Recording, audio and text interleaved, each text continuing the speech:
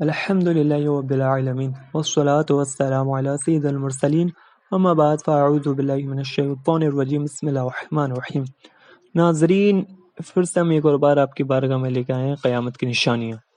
اور یہ وہ نشانیاں ہیں جو بڑی نشانیاں ہیں جو آگے ظاہر ہوں گی۔ تو پچھلے سیگمنٹ میں ہم نے پڑھا کہ کس طریقے سے جو ہے وہ سورج نکلے گا اور قیامت کی جو ہے نشانیاں ظاہر ہوں گی، میدان محشر میں حساب ہوگا، کس طریقے سے انسان جو ہے پیاس سے ہوں گے اور ان کی جو زبانیں ہیں، ان کی جو زبان ہے وہ پیاس سے باہر نکل جائیں گی اور کانٹے کی طرح سوکھ جائیں گی، اور کس طریقے سے ان پر عذاب ہوگا، کس طریقے سے جو سورج ہے وہ اتنا نزدیک ہوگا کہ انسان جو ہے اس کے پیروں پہ کس طریقے سے چھالے پڑیں گے، کیا ہوگا،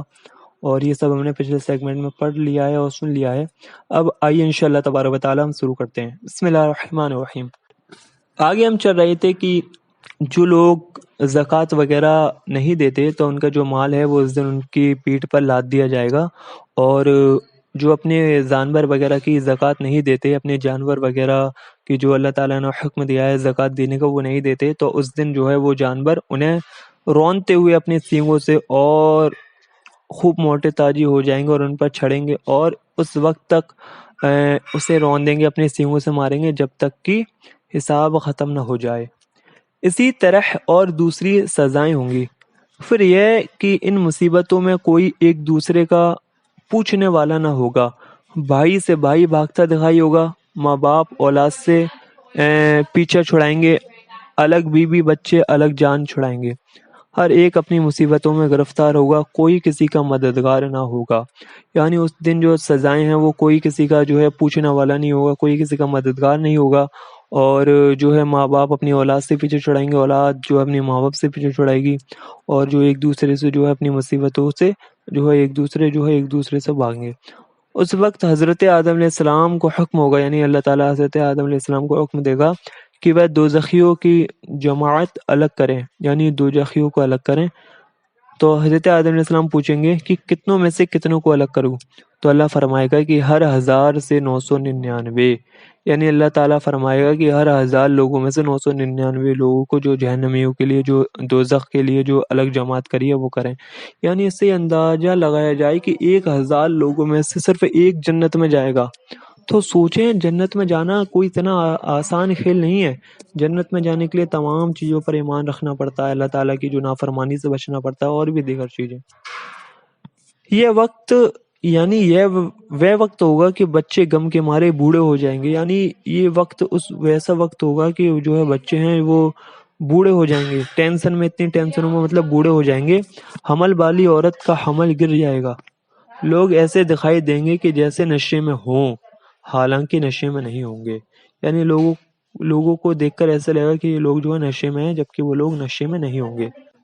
اللہ تعالیٰ کا عذاب بہت سخت ہوگا، یعنی بہت کرا ہوگا اور بہت مضبوط ہوگی، اور لوگوں کو ہزاروں مصیبتوں کا سامنا کرنا پڑے گا،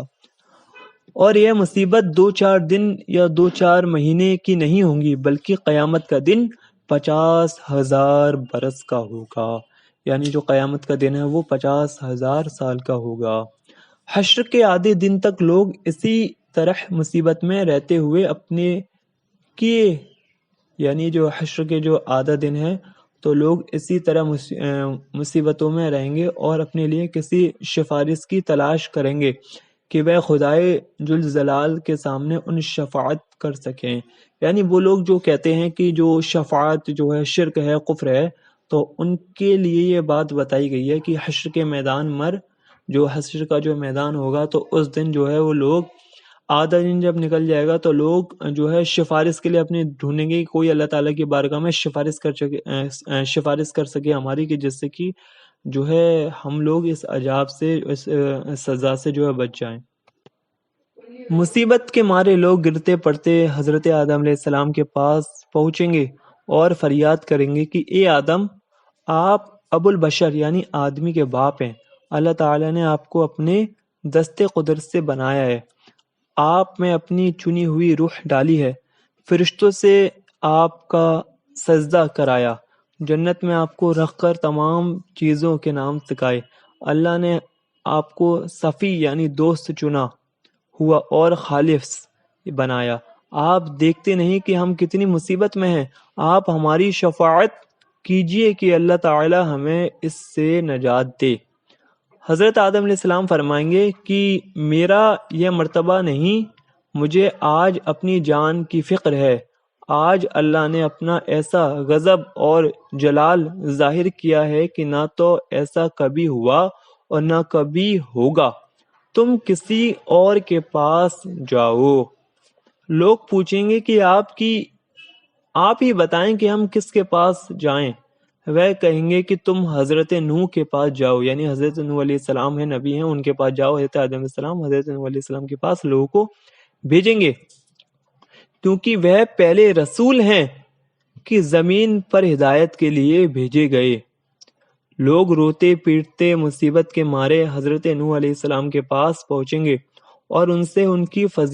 فضیلتیں بیان کر کے اپنی شفاعت کے لیے فریاد کریں گے، جس طریقے سے حضرت آدم علیہ السلام کی جو ہے فضیلت بتائی کہ آپ جو ہے وہ ابو البشر ہو، آپ کو اللہ تعالیٰ نے جو ہے سب سے پہلے نبی بنائے، تو اس طریقے سے وہ حضرت نوح علیہ السلام کی فضیلت جو ہے وہ بیان کریں گے۔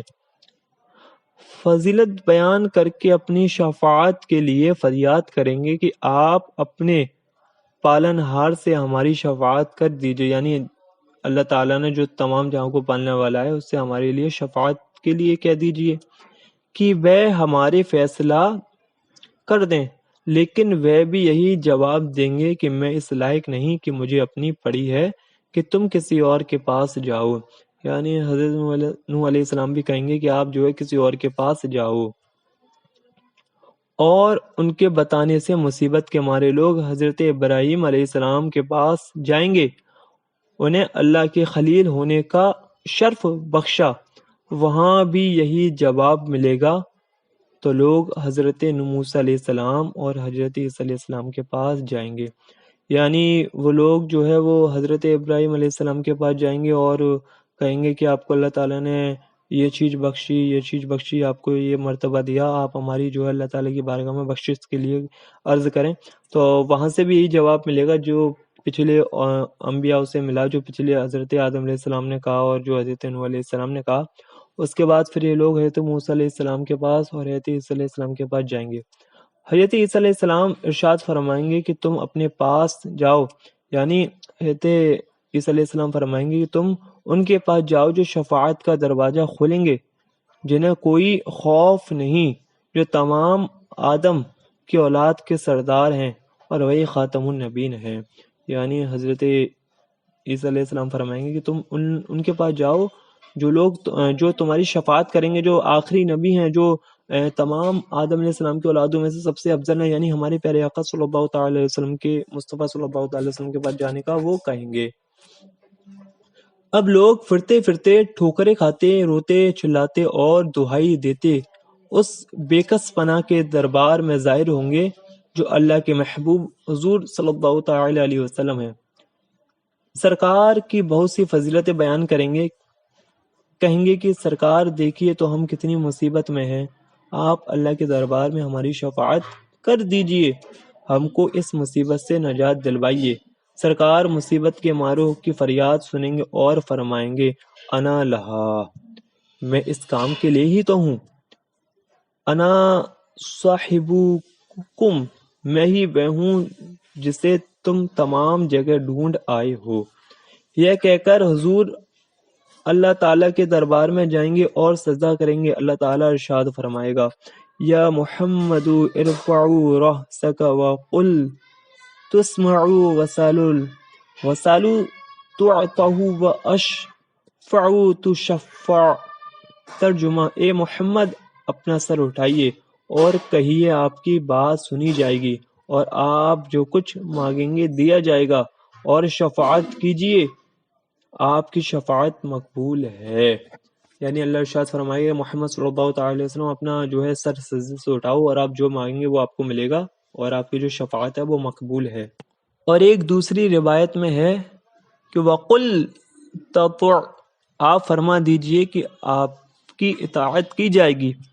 پھر تو شفاعت کا سلسلہ شروع ہو جائے گا، یہاں تک کہ جس کے دل میں رائی کے دانے کے برابر بھی ایمان ہوگا